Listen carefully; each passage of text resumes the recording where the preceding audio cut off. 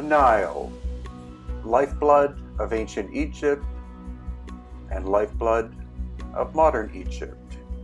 Today we are exploring in the area known as Thebes, which is the ancient capital, and also home to the Valley of the Queens, the Valley of the Kings, the Ramesseum, the Colossi of Memnon, Luxor, and much more.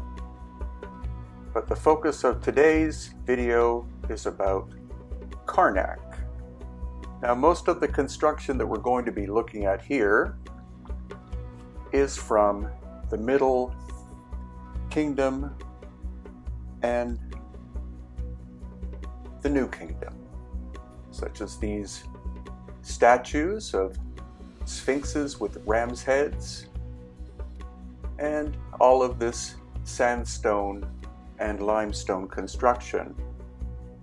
But as always, the focus of the video will be anomalous structures that we see made out of much harder stone, such as this massive granite statue, which you can see has catastrophic damage to it. Of course, it was damaged during times of conquest and plunder, but its actual creation is a mystery in that the dynastic Egyptians did not have the tools to be able to do grand works in hard stones such as granite. This is what remains of a giant obelisk broken into several sections. The question is, what caused it to break? Was it simply an invading army that knocked it over?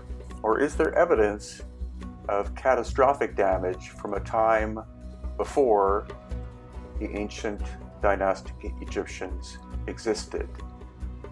Some of the surface weathering on this stone is not typical of the way the granite decomposes. It's sloughing off in layers, and that could be evidence of high heat striking the surface in the distant past. And then we have fascinating structures such as this. Originally, this was one piece of stone. The stone is called travertine, and it was originally one piece of stone and has undergone a lot of repair work. But originally, this one block of travertine would have weighed conservatively 1,000 tons. And according to archaeologists, there are no quarries in Egypt from which you could cut a 1,000-ton block like this.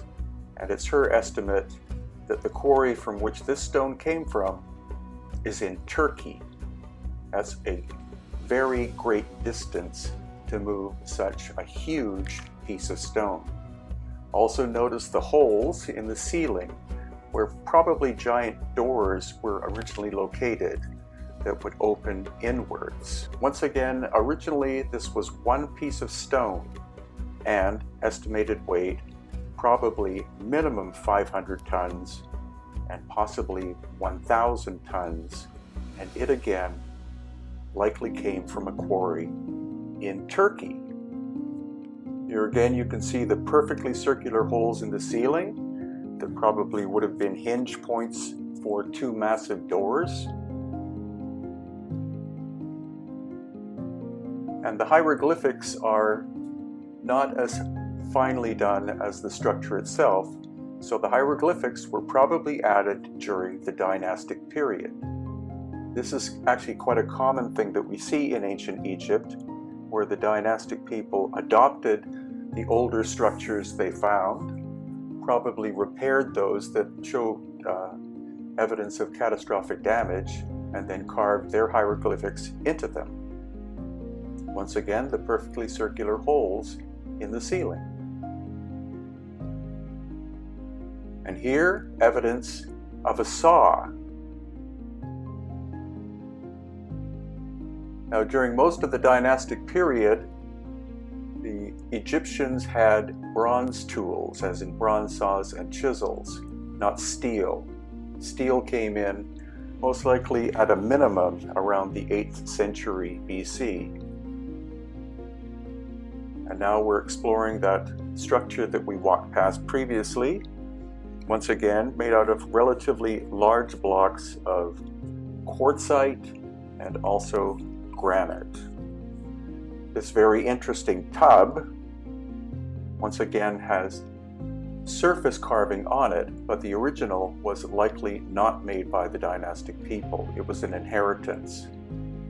And here again, we can see the perfectly circular holes as we saw in some of the other structures in the area.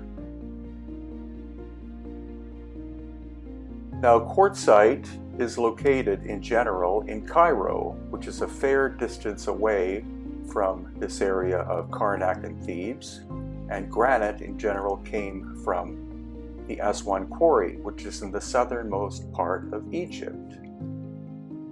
And now we're going to inspect this interesting staircase, very precisionally put together and unlikely to be a modern creation, nor that from the dynastic period. It could once again be an inheritance from a much older culture that had advanced machining, lost ancient high technology.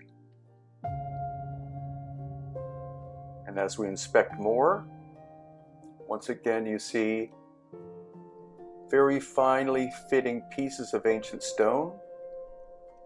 And this work could not have been originally done by the dynastic people, but was an inheritance. Now this is the dynastic area. Here again we see giant pillars or columns made out of sandstone, which is a local material, but none of these columns are one piece of stone. They're several sections, one on top of the other, and of course covered in hieroglyphics. This is an amazing achievement by the dynastic people, but it's the other structures made of harder stone which are of particular interest to us. Again, you see the sheer sense of scale of the dynastic works, and of course the modern repair work done largely in concrete, because this temple was destroyed likely many times after the dynastic period and possibly damaged during the dynastic period by invading armies. But now we're walking down towards what is called the Holy of Holies. This is the original core of Karnak, and this is where we find the majority of the megalithic work, which is of particular interest to us, aside from the large travertine structures we saw. This is one of the largest obelisks remaining in the world, and it's made of one piece of Aswan granite. Now, as has been said in other videos of mine, this could not have been originally the work of the dynastic people, because they were incapable of working with hard materials such as granite to such a fine degree like this. They of course did make sculptures and other things out of granite, but their finishing work was never as fine as this. So this is an example of a much older piece of work. And here again we find another saw mark cut relatively deeply into the granite. Not something that could have been achieved during dynastic times, but a remnant of the much older culture. Here again we see another very fine saw mark. You cannot do work like this with a bronze saw. This would require something much harder. And now we're looking at what is called a core drill, or at least half of one. And this shows you the size of it. Now, core drills were not invented, as far as we know, until probably the 1870s AD. And look how thin that core drill was. Here again, another very fine saw mark in granite.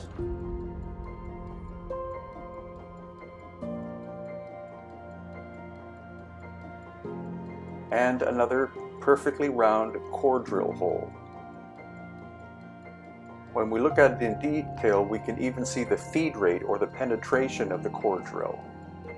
Now we're looking at some catastrophic damage. You can see that the surface of this once pillar is basically, the material is sloughing off, and it's believed that this was caused by a blast of very high heat in the distant past. We're now inside what is called the Holy of Holies, which is the core or center of Karnak. And again, you can see the walls are sloughing off. Again, likely the result of a blast of high heat, possibly plasma from the sun that occurred approximately 12,000 years ago, according to some experts such as Dr. Robert Schoch and Dr. Paul Laviolette. I highly recommend their works. And now once again we're looking at some black granite, and again you can see that the material is basically sloughing off, and the cracking is not the result of normal weathering, but expansion, likely from the inside out, as the result of a blast of very high heat. Karnak is one of the best examples of where we see evidence, or at least possible evidence, of ancient plasma from the sun striking different places on the earth, here in Egypt and also in other locations such as Peru and Bolivia. Now here is some granite, again, which is degrading very badly, and this, once again, is not the result of standard normal weathering, but more likely the result of a blast of high heat. And a very large piece of travertine with 2 perfect drill holes, and also catastrophic damage, which again I believe is the result of high heat. So it's locations such as Karnak and also the Ramesseum and the Colossi of Memnon, which are all relatively close to one another, where we see strong evidence of ancient catastrophic damage that occurred prior to the time of what we call the pharaohs or pharaonic time span.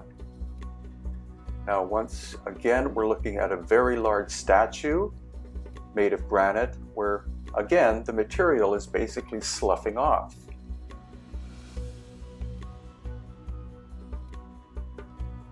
Then we see that the top half of the statue is simply not there whatsoever. Look at the high polish on the lower part of the leg. Again, that type of high polish was not achievable during dynastic times, because that requires very hard and fine material such as carborundum or diamond dust to be able to create such a high polish. And here again we're seeing more sloughing off of the surface, very large blocks of granite that lock together without mortar, and more perfect drill holes.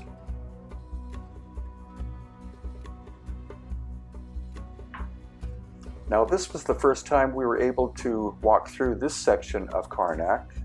This was in April of 2019. Prior to that, as far as I know, this area was not open to the general public, and it was filled with amazing ancient wonders. Look at the almost perfect flatness of this granite slab. Once again, almost impossible to achieve during dynastic times.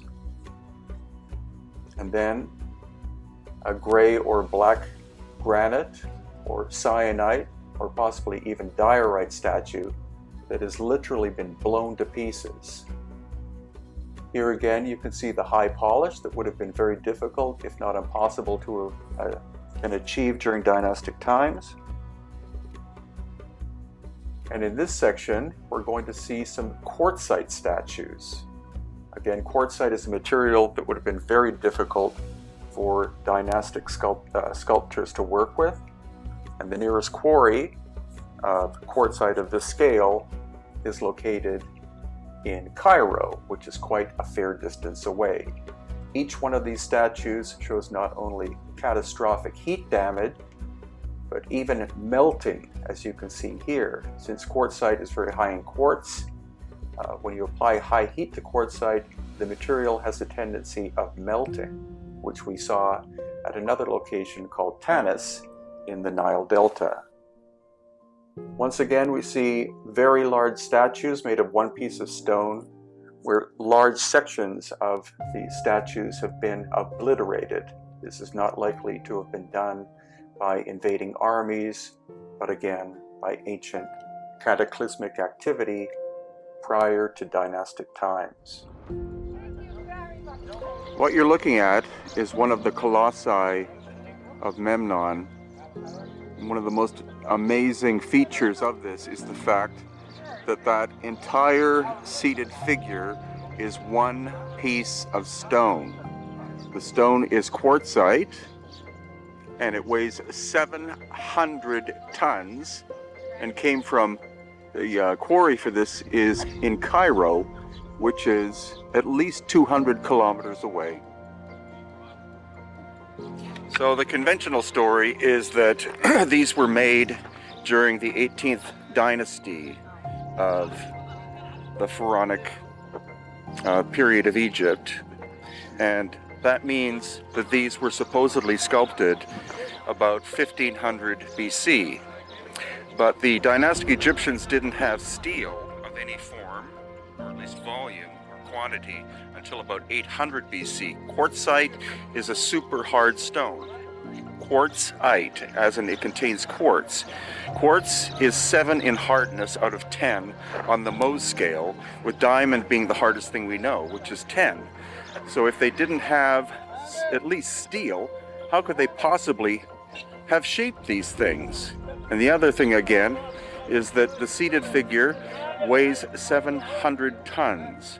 So the original block, if it was carved here in position, probably weighed 1,000 tons. And how could they have moved it at least a minimum of 200 kilometers from the quarry, which is in the Cairo area? So a quick correction. I was just told by our guide, Mohammed Ibrahim, that in fact the quarry is called the Red Mountain in Cairo, or the Cairo area, 700 kilometers away, which is more than 400 miles. How are these things moved? On tree trunks?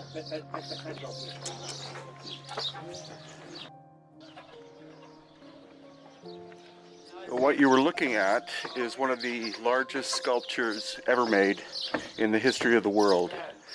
The base itself weighed 400 tons, and either the combination of the sculpture and the base weighed 1,000 tons, or maybe the sculpture weighed 1,000 tons.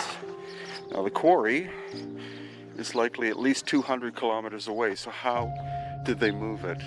Brien Foerster, and today we're exploring the Giza Plateau.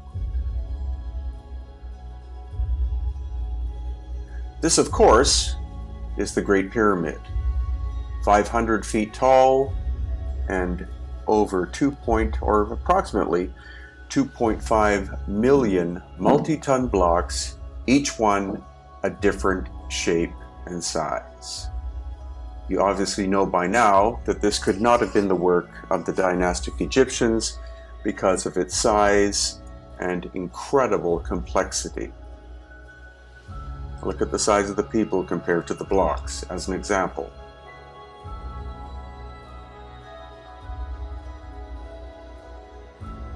And then here, of course, is the second pyramid with the upper casing stone still in place. And there in the background is the third pyramid.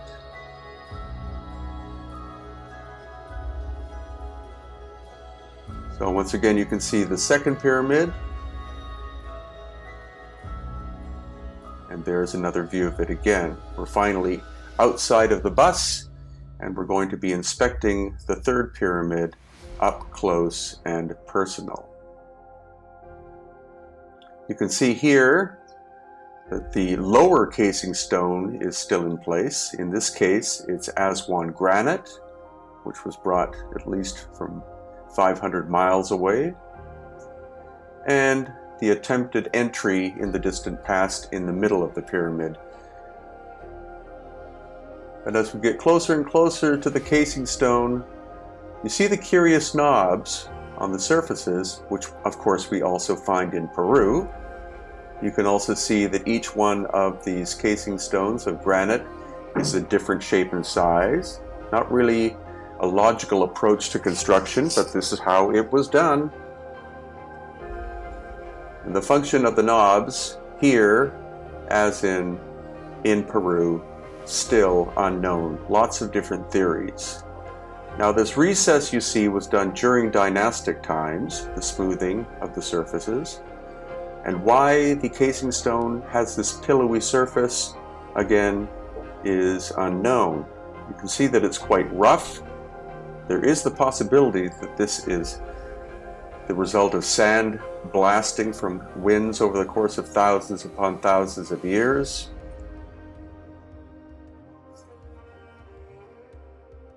And you can see that the pillowy surfaces are much, much rougher than what we do see in Peru.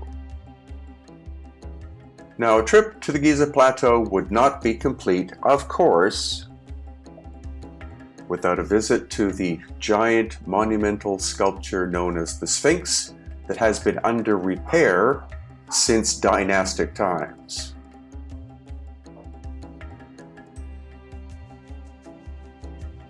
Now we're outside of the Valley Temple, and this is a piece of facing granite. You can see the beautiful contours. It's actually upside down. Originally, this would have been on the top.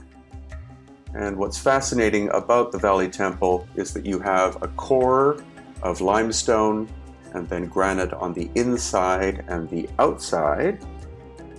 Here we're walking around the outside of it, about to go inside. See the extreme weathering of the limestone core, and then these very large blocks of granite, each one a different shape and size.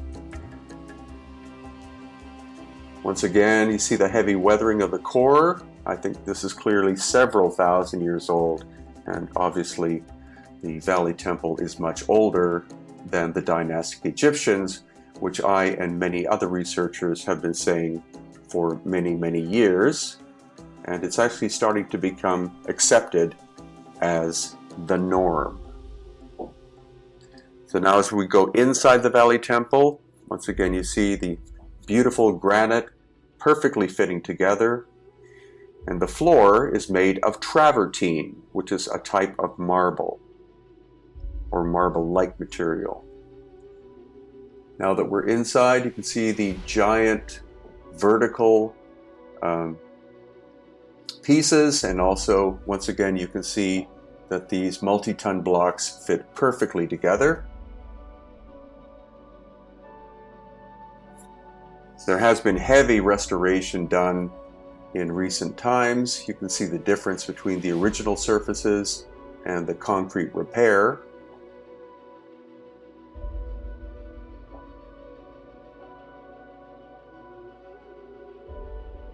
And once again, just the sheer sense of scale and quality of the original workmanship is impeccable. And as well, one can't help but be in awe of the interior of the Great Pyramid.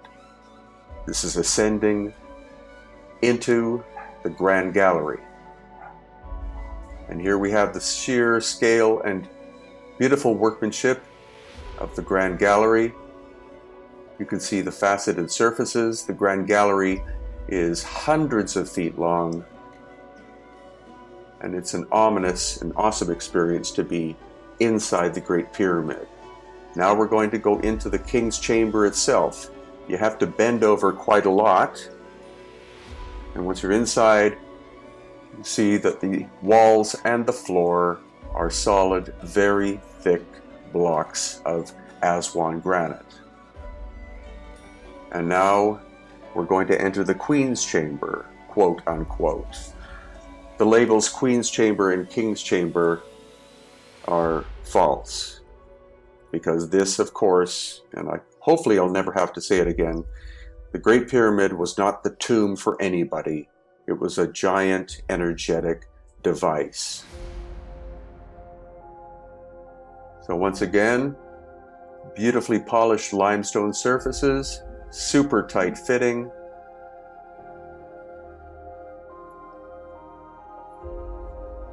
And now we are inside the quote-unquote Queen's Chamber. You can see that the ceiling is beveled. The giant limestone blocks fit perfectly together. The acoustics are actually very poor in the Queen's Chamber as compared to the King's Chamber. The King's Chamber's acoustics are phenomenal because of the presence of all of that granite. Limestone tends to absorb sound. And here you can see the top of the ceiling. And then this curious series of notches that in fact hide the opening to other internal areas, most likely of the Great Pyramid. We believe that the Great Pyramid and the other two pyramids on the Giza Plateau are far older than the dynastic Egyptians by several thousands of years, and were destroyed in a giant cataclysm of some kind, which was global in nature approximately 12,000 years ago. Now, the basalt stone floor is anomalous at the Great Pyramid because it's only in one section of one side. The rest of it is all the foundation bedrock, which is limestone.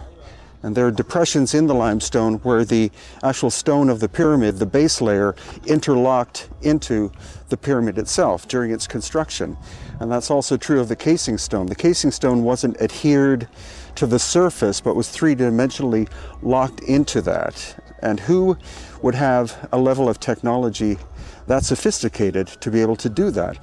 The dynastic Egyptians only had bronze tools at best. Bronze tools you can use for cutting limestone, but for such complex cutting here, taking into account you have 2.3 million blocks comprising the Great Pyramid, clearly we're looking at an older civilization with lost ancient high technology.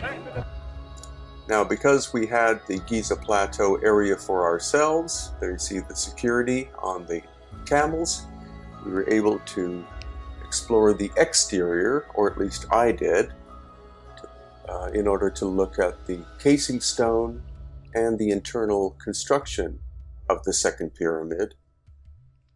And it's great not having a huge group of people wandering around, but having, I think it was 70 of us, having the whole Giza Plateau to ourselves.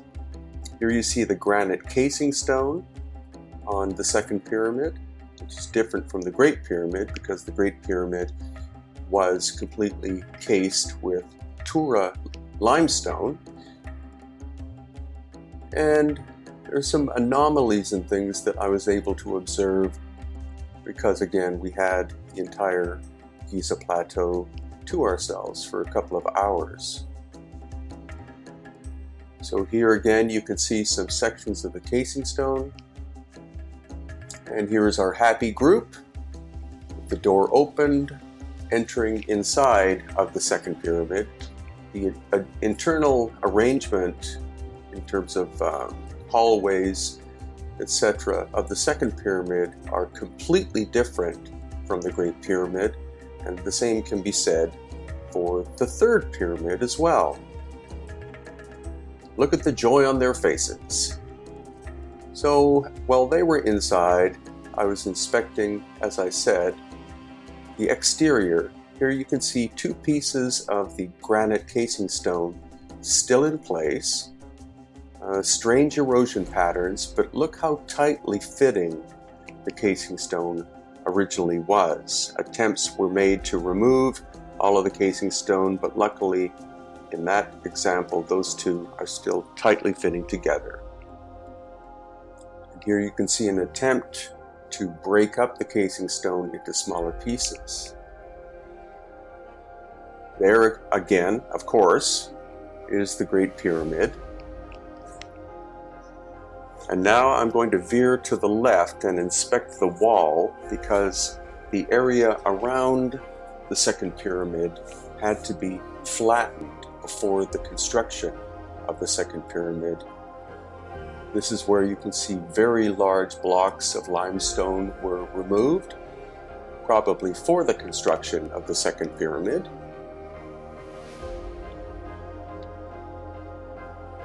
Now we're going closer and we're going to be seeing machining marks.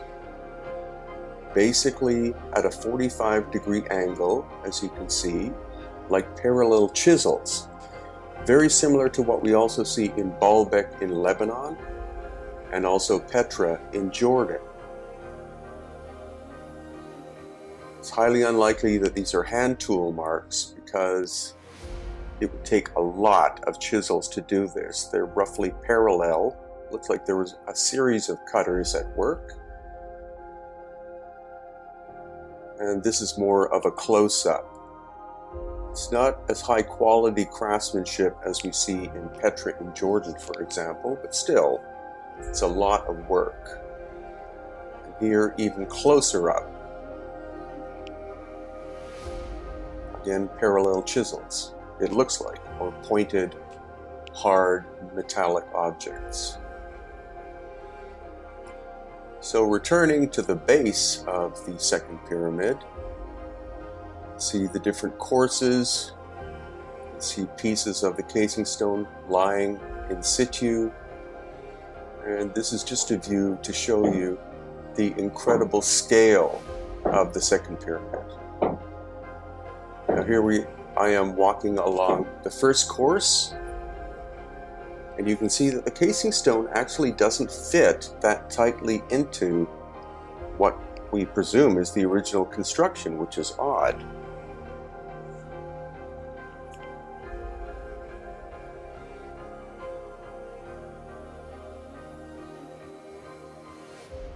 And now we are inside. This is the descending passageway. And as I climb up it, one of our guests is about to pass me. And this is looking down from the top. And now a long horizontal hallway.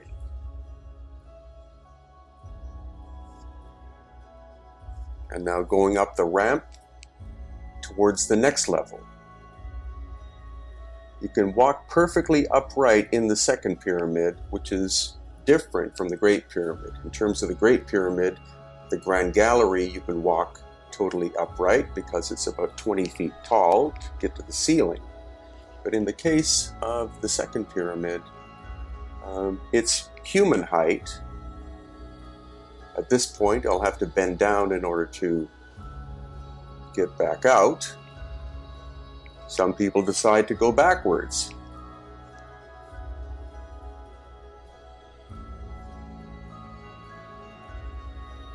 And then finally, this is me looking left at a ramp going down to another level inside the second pyramid, which you may not have known about. And then walking along and going back up out of the entrance, inspecting a large block of granite here on the side, and back out again.